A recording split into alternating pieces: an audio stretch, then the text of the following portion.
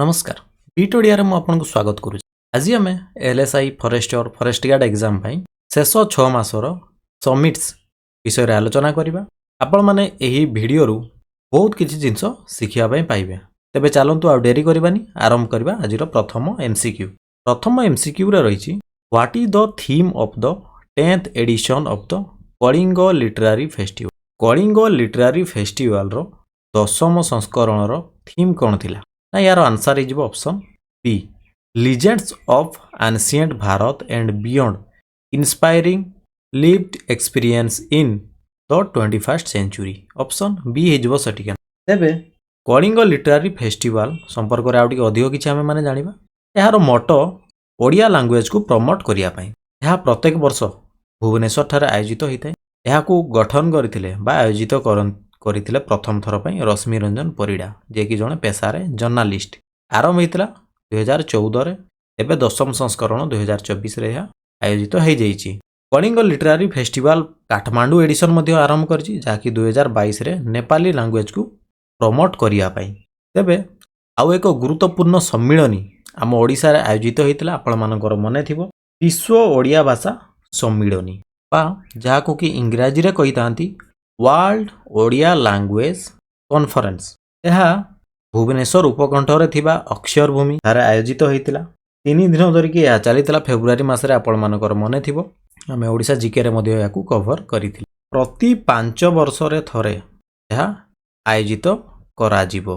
देवी प्रसन्न पटनायक गुरुत्वपूर्ण आपण माने यह मने रखिबे प्रथम विश्व ओडिया भाषा सम्मिलनी पुरस्कार पाइचंदी। तबे कोन पई ये पाइचंदी ना ओडिया लैंग्वेज रो डेवलपमेंट पाई जीवन व्यापी साधना पाई देवी प्रसन्न पटनायक प्रथम विश्व ओडिया भाषा सम्मिलनी पुरस्कार पाइचंदी। जिबा हमें परवर्ती क्वेश्चन को who chaired the regional conference of India's Asian and east Asia ambassadors in Singapore.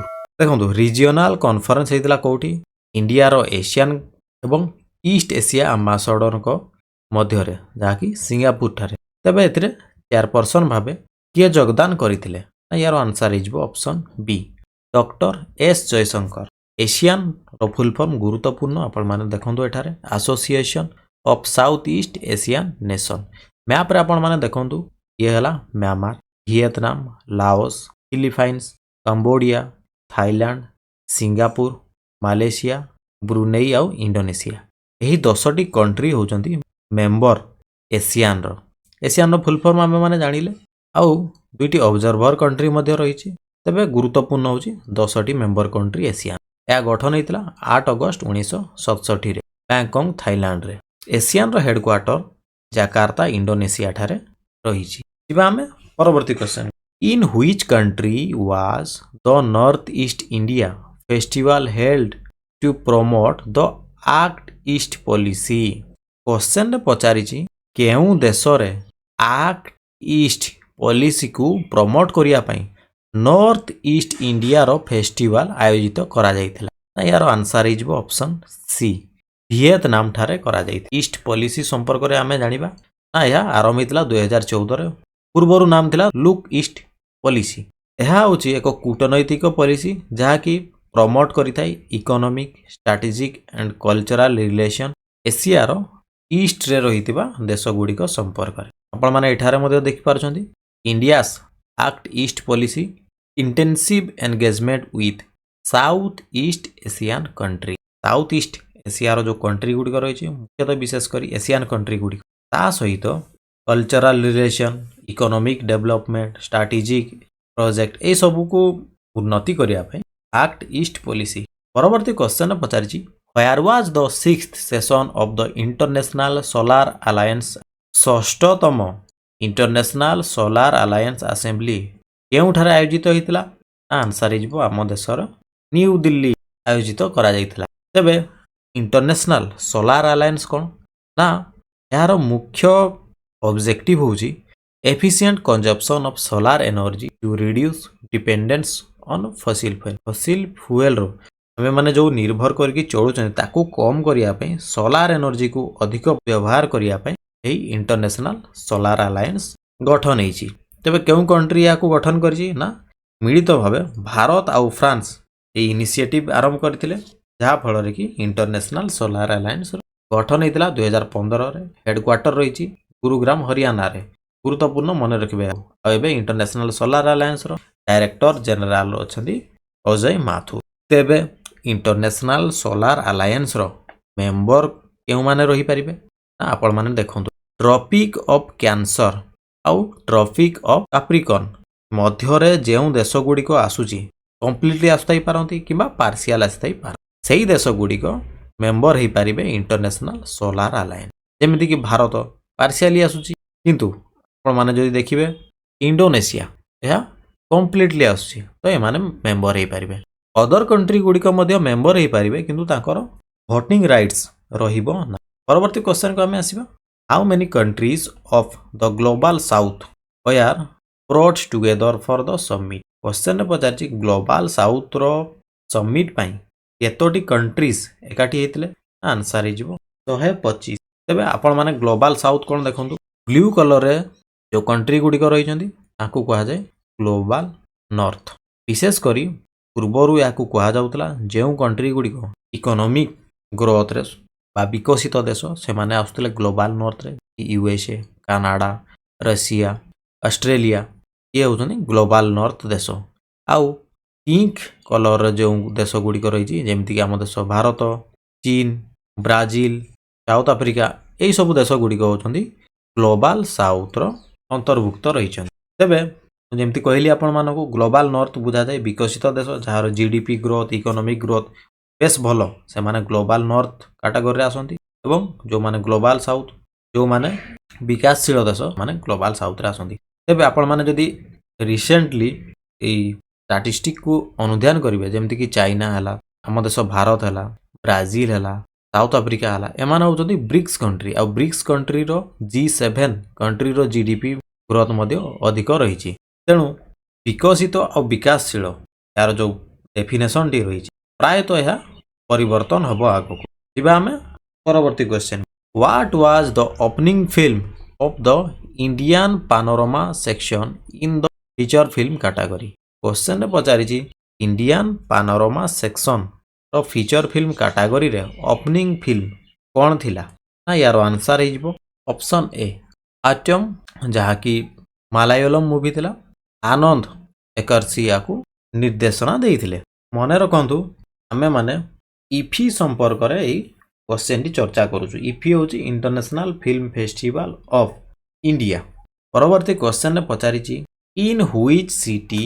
Is United Arab Emirates hosting the UNFCCC 28th COP in प्रथम रे मु आपण मानको फुल फॉर्म कहूची कॉप रो फुल फॉर्म होची कॉन्फ्रेंस ऑफ पार्टीज केउ सिटी रे कॉन्फ्रेंस ऑफ पार्टीज 28 आयोजित करा जायतिला यार आंसर हे जिवो मने रखंतु ऑप्शन ए हे जिवो सटीक आंसर दुबई तबे आपण माने एठार देखंतु UNFCCC रो फुल फॉर्म होची United Nations framework convention on climate change पई जे समिट टी हेइताय ताकू कहा जायताय COP कॉन्फ्रेंस ऑफ पार्टीज आ 28 माने ये होची 28 तम संस्करण बा एडिशन फर्स्ट कंट्री जानले हमें माने UAE रे हेइतला 2024 रो COP29 बा कॉन्फ्रेंस ऑफ पार्टीज या अजरबैजान थारे आयोजित COP30 ब्राजिल थारे आयोजित हो प्रथम करी 1995 रे COP1 जर्मनी थारे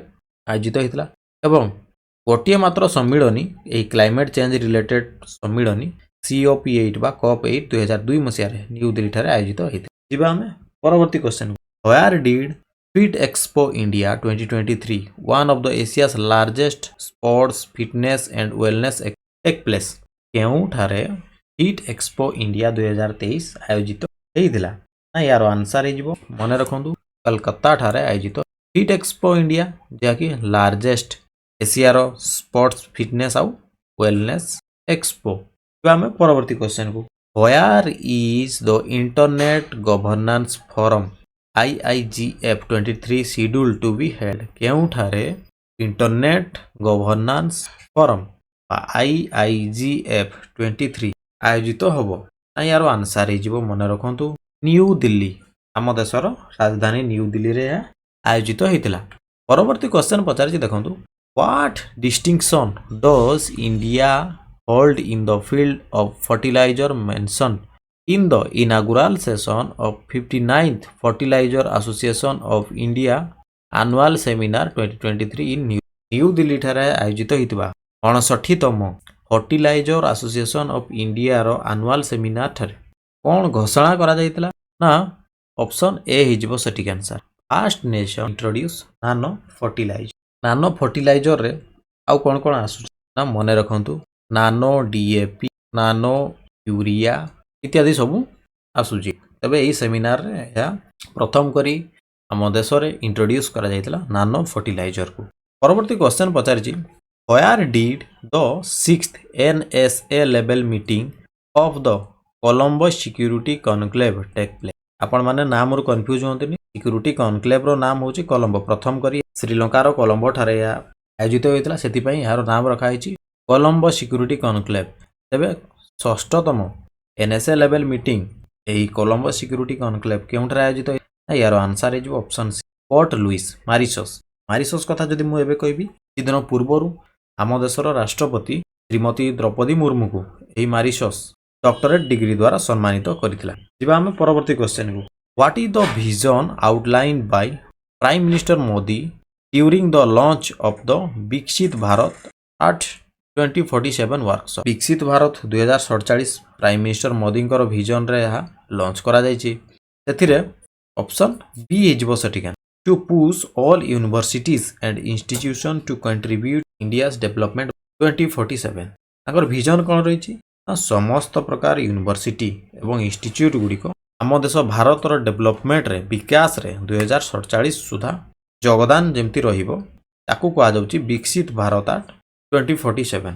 परवर्ती क्वेश्चन को हम आसबा what agreement was reached at the UN climate change conference COP28 that signals beginning of the end of the fossil fuel. Question रे पचारिछि केउ एग्रीमेंट COP28 रे हेतिला जहा द्वारा कि फॉसिल फ्यूल एरा को शेष करिया पई एबे ठारू पदक्षेप निया जिवो। COP28 आयोजित होइतिला हम माने जानले UAE रे तबे एथिरे agreement for a swift just and equitable transition away from fossil fuel एही एग्रीमेंट टी करा जायछि फॉसिल फ्यूल को व्यवहार कम करिया पई। जिबा हम परवर्ती क्वेश्चन को which countries are welcomed into the BRICS group during Russia's chairmanship.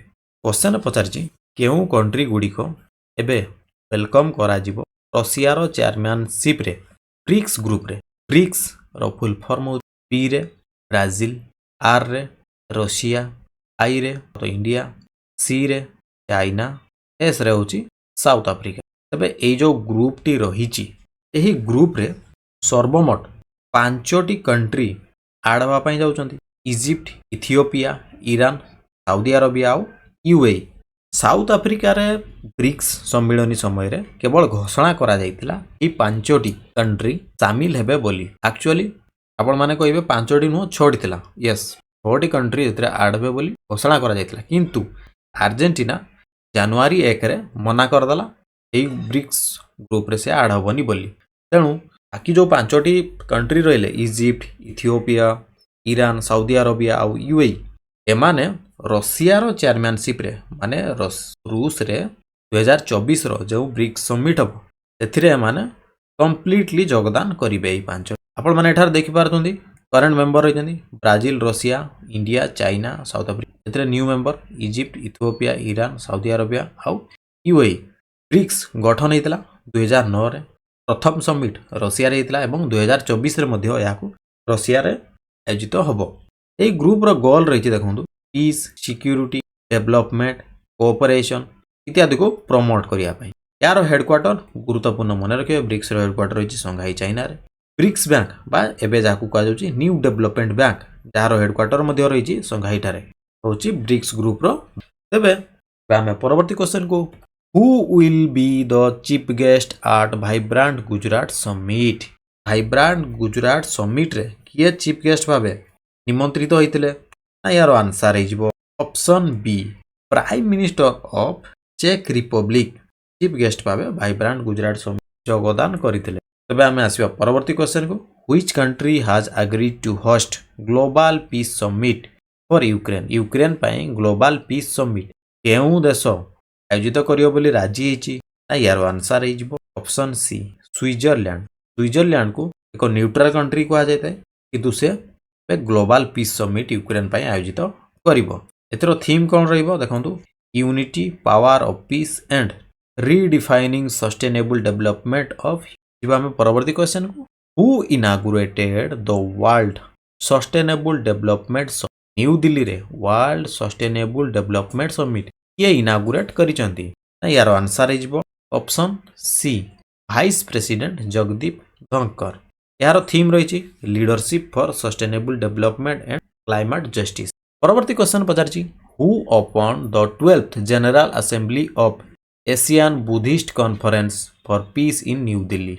12तम general assembly Asian Buddhist conference for peace new Delhi ठारे आयोजित हो जाइछि याकू उद्घाटन किए करथिले मन रखंतु vice president Jagdeep Dhankhar theme रहितला the Buddhist voice of global south आमे माने जानिले केउ देश गुडी को आसुची जिबा आमे परवर्ती क्वेश्चन को which countries have been named as the honour guest at the 2024 world government summit in Dubai world government summit जहाँ की यूएई आयोजित करिथाय प्रत्येक वर्ष रे 2024 वर्ष पई केउ कंट्रीज गुडी को ऑनर गेस्ट बा सम्मानित अतिथि भाबे योगदान करथिले ना यार आंसर हे जिवो ऑप्शन बी आम देश भारत तुर्की बाजाकू की एबे नाम चेंज करके हिची कोन तुर्की आउ कतार ऑप्शन बी हे जिवो सटिक थीम रही देखंतु शेपिंग द फ्यूचर गवर्नमेंट परवर्ती क्वेश्चन ने पचारिछि where will the international inclusion alliance conference 2024 take place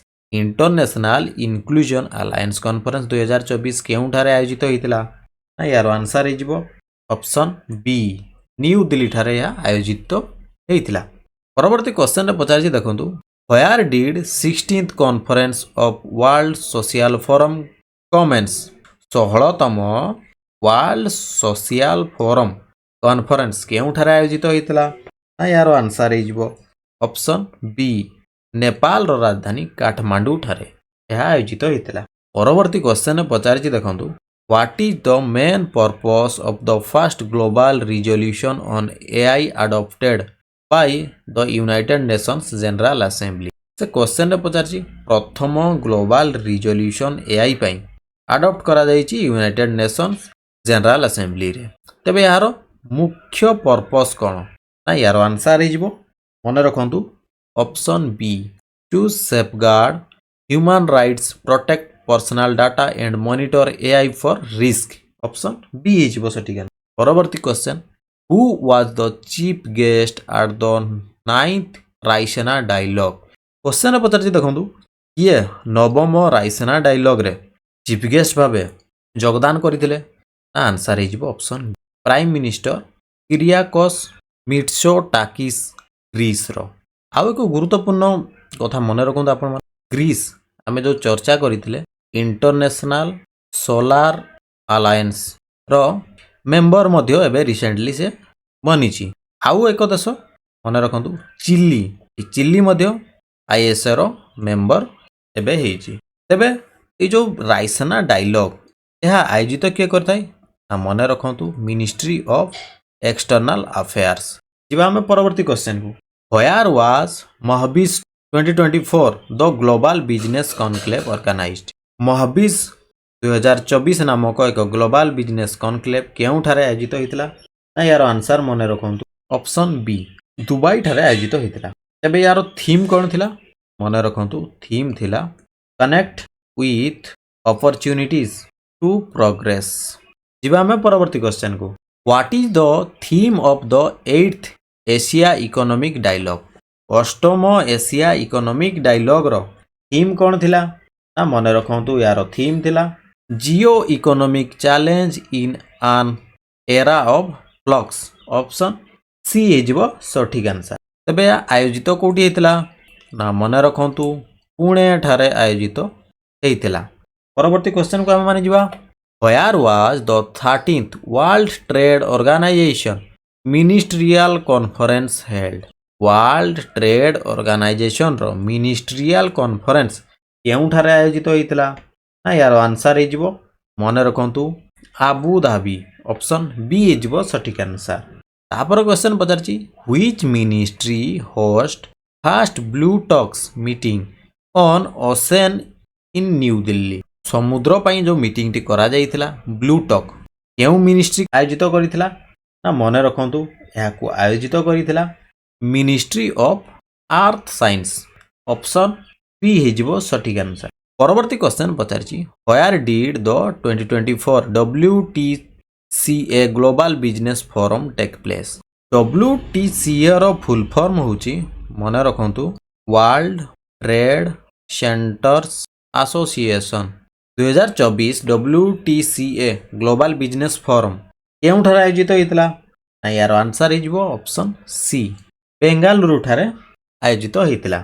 परवर्ती क्वेश्चन पचारिछि where did the 5-day exchange program for the faculties of foreign service academies of BIMSTEC members BIMSTEC member मानकर foreign service academy केउठारे 5 दिनिया exchange program करिथिले ना यार answer हेजिबो मन रखंतु ढाका ठारे आयोजित होइतिला।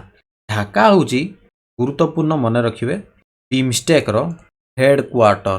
तबे एठारे आपण माने देखंतु बीमस्टेक रे केउ केउ कंट्री सब आसुचंदी ना 7टी country Sri Lanka India Nepal Bangladesh Bhutan Myanmar Thailand एही 7टी देश आसुचंदी बीमस्टेक रो फुल फॉर्म होची bay of Bengal initiative for multi sectoral technical and economic cooperation.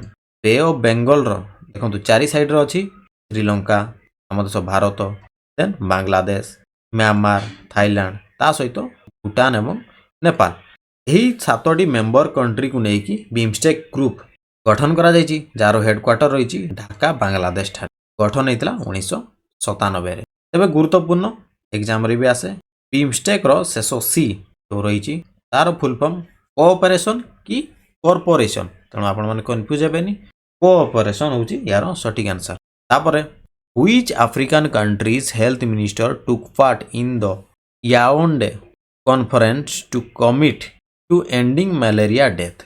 हमें जानले कोन याओंडे कॉन्फ्रेंस हेतिला कोन पई मलेरिया क्वेश्चन किंतु पचारिछि देखंतु केउ अफ्रीकन कंट्रीज रो हेल्थ मिनिस्टर माने एई कॉन्फ्रेंस रे जोग देइथिले ना यार आंसर हेजिबो मन रखंतु option A Burkina Faso Cameroon Congo Ghana Mali Mozambique Niger Nigeria Sudan Uganda और तांजानिया एही 11टी देश मिलित भावे याउंडे कॉन्फ्रेंस करथिले मलेरिया डेथ को कम करिया पई।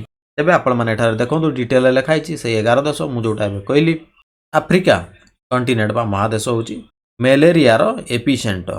ग्लोबल मलेरिया केस रो 94% मलेरिया केसेस आपण माने ई अफ्रीका रे देखिया पई पाई सेहीपरि मलेरिया संपर्कित डेथ 95% ई अफ्रीका देश रे होची।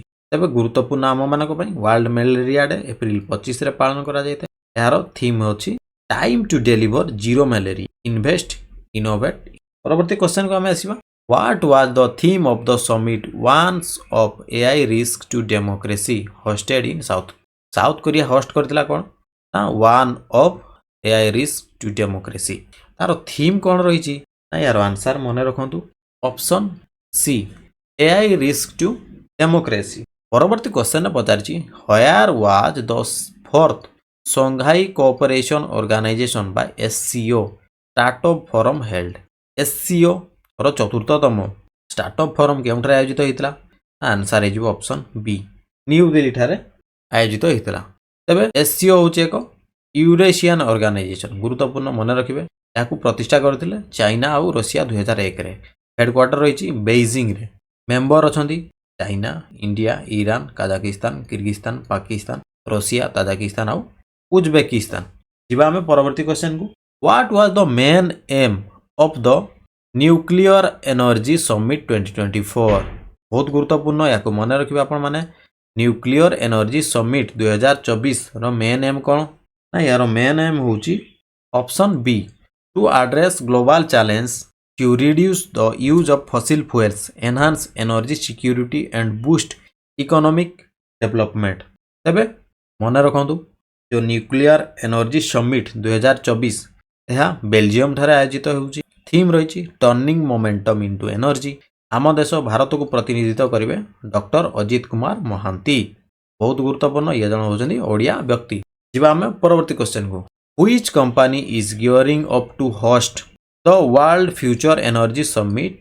ଏପ୍ରିଲ 16ରେ କେଉଁ କମ୍ପାନୀ ଆୟୋଜିତ କରିବା ପାଇଁ ଯାଉଛି world future energy summit. World future summit Masdar option B ହେଇଯିବ ସଠିକ୍ ଆନ୍ସର। ଏ ଆୟୋଜିତ କରିବ। ଥିମ୍ ରହିଛି ବିଲ୍ଡିଂ ଦ ହାଇଡ୍ରୋଜେନ୍ ଇକୋନୋମି।